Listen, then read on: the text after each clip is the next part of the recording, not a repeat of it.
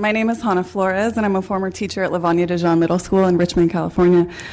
As a new teacher, I struggled to adapt my approach to a multilingual and multi-ethnic classroom. My classes were chaotic and dysfunctional, creating a space for squabbles to erupt between students that would later develop into full-fledged fights at lunchtime. I had to quickly learn that different students had different learning modalities and began to adjust my approach to discipline.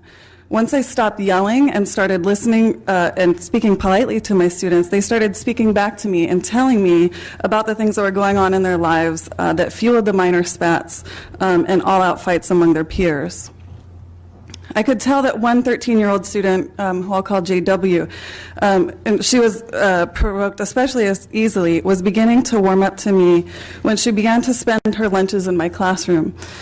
In time, I learned about the loss of her father and beloved aunt to gun violence early on, which set the stage for a childhood of instability and conflict.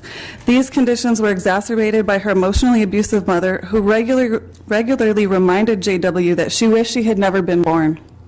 Therefore, when JW didn't show up to school for a few days, I became worried.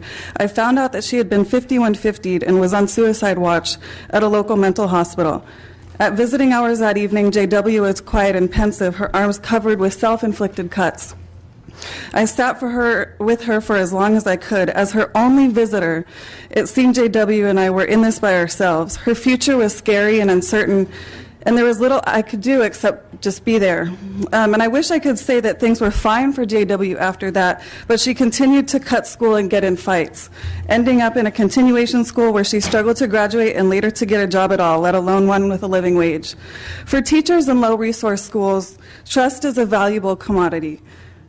In many communities where the relationship with police has been a historically contentious one, asking an on-duty school resource officer to mediate the underlying causes of violence and conflict, like the ones faced by JW, was not only outside their scope of expertise, but could seriously threaten our relationships with our students.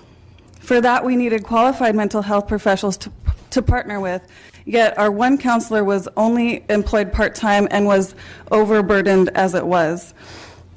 Teachers in the schools most plagued by behavior problems and violence are usually the first and only line of defense for most students, yet they can only hold a couple of students at a time while hundreds more slip through their grasp.